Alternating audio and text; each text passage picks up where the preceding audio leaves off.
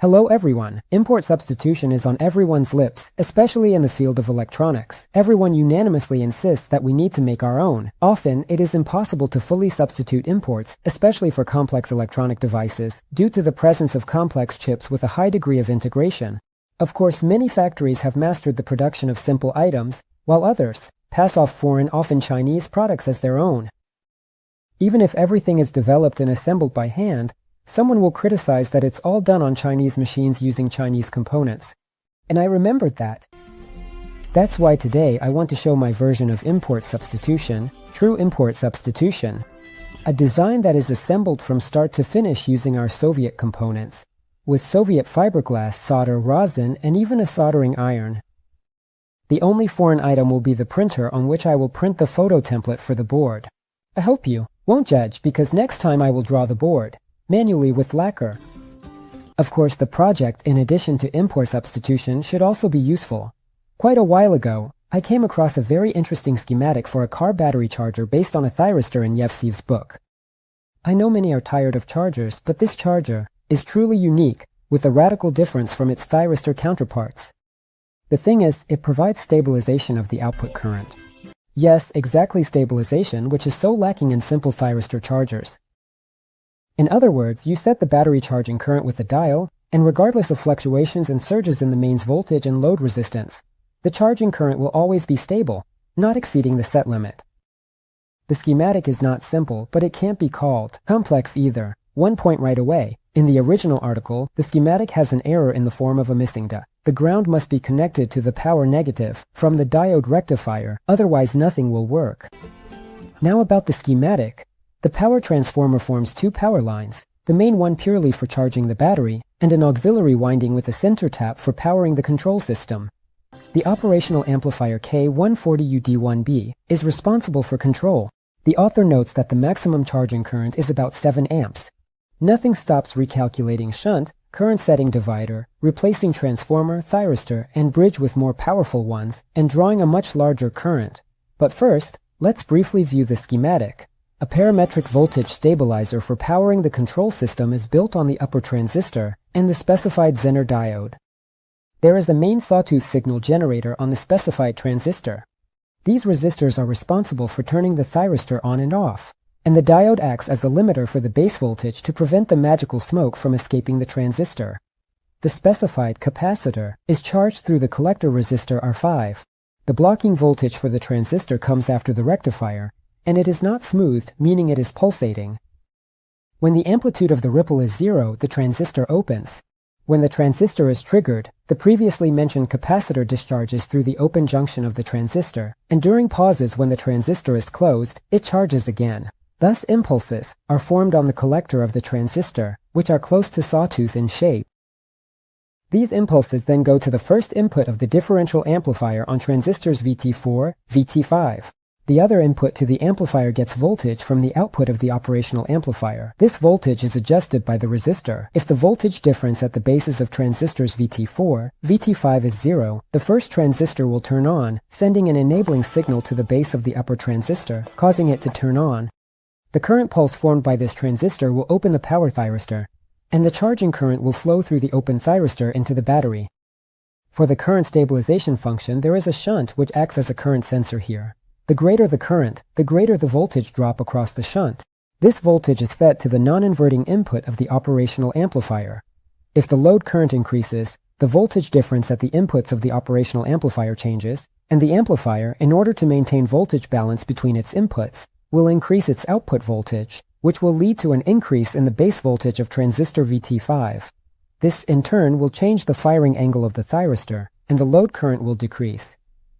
That's the entire operation of the circuit. The publication contains many details about transformer winding, component replacement, and even a printed circuit board drawing. I will be making my own version of the printed circuit board, although you can use this one as well. But in any case, everything needs to be redrawn because the image quality is not great. In general, a couple of hours of work and we get the printed circuit board layout. The board turned out to be simple, single-sided, suitable for home LUT technology. A few important points about the board. I decided to place a current shunt on it as well, which increased the size of the board. It's better to attach shunts outside the board as a separate unit. Also, some points on the board need to be connected to the power components. There should be no questions here, as I have labeled everything in detail. Afterwards, I printed the board template, applied it to the foil surface, etched it, and drilled the holes. Then I printed the silkscreen to make everything look nice. The board is ready, and for now it's set aside. Then I rummaged through my old junk, hoping to find all the necessary components. The operational amplifier UD1B was purchased on Ozon for over 1,000 rubles. And that's no joke. The rest was found in the stash. I have a bunch of capacitors, all completely new, which I had to sort and select for the lowest leakage, ensuring their capacitance matches the specified value. Most of the transistors are gold-plated. I decided to use 3102 instead of the common KT315. I couldn't find any D220 diodes. I used Soviet KD521A. This is like the imported 1N4148. They should work without issues in this circuit. There are no problems with thyristors, including the powerful ones. I have plenty of them, but we'll use a 25 amp one. As per the schematic, the rest of the small components like resistors and capacitors were taken from old boards. Power diodes. The author wisely used D305 type diodes. The thing is, they are germanium with very low voltage drop. But they are hard to find nowadays. And I don't have any Soviet Schottky diodes. Of course, it's possible to replace them with diodes like the D242 and so on. This is even mentioned in the article, but they will heat up a bit more. I have plenty of such diodes, but I also have this piece that's been lying around since time immemorial. It's a ready-made bridge with cool KD213 diodes. Each one is rated for 10 amps. In general, I'll be putting this thing together. As a shunt, which is here at 0.05 ohms, 5 watts, I will use these 5-watt resistors at 0.22 ohms in the amount of 4 pieces. Groups of 2 parallel resistors will ultimately be connected in series and will get approximately 0.05 ohms, but now, at 10 watts. It will be bulky, but what can you do? After all the components are found, we take out the professional Soviet soldering station termite, grab the Soviet solder with rosin, and start soldering.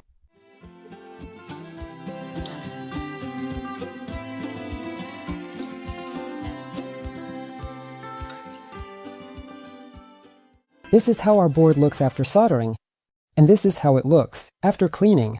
Now regarding the transformer should form a low current line of 2 by 16 volts and a power line of about 22 volts. And unfortunately, the legendary TS180 transformer cannot be used without rewinding, and I don't want to rewind it.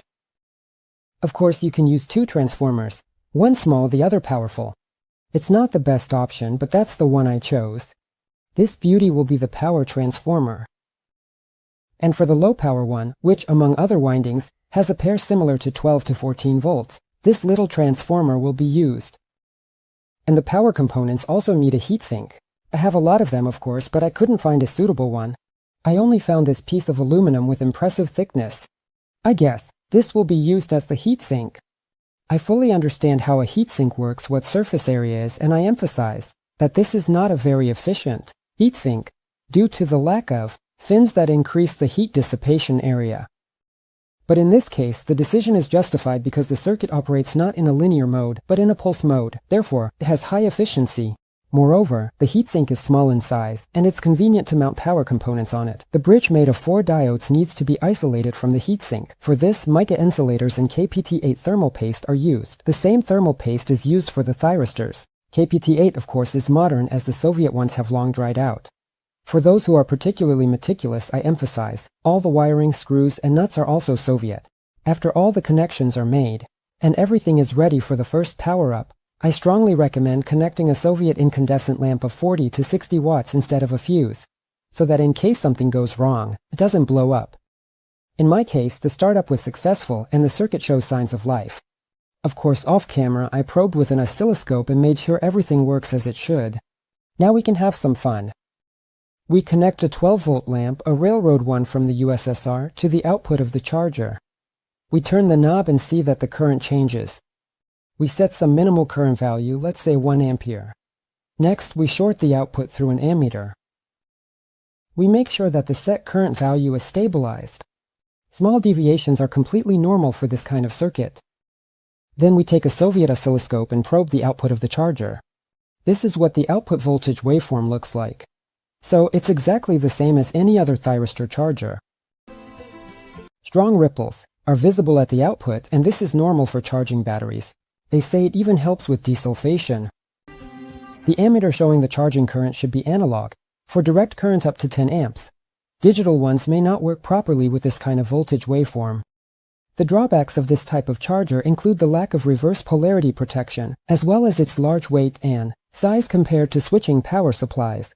On the plus side, it has a thyristor circuit, which is highly reliable and not afraid of short circuits, because in this mode, the source works as a current stabilizer, and the output current will not exceed the set value. Another advantage is the relatively high efficiency due to the phase of the pulse regulation method. Overall, I like the charger. In the future, I intend to improve it by adding auto shutoff when fully charged, as well as reverse polarity protection. I also plan to enclose all of this in a case.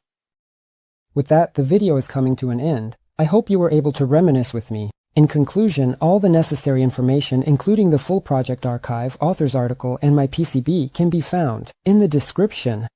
I kindly ask you to subscribe to my 2 other electronics channels, where videos are regularly posted. Again, the links are in the description. That's all from me. As always, this was Kazyanov K, with you, and until next time, goodbye.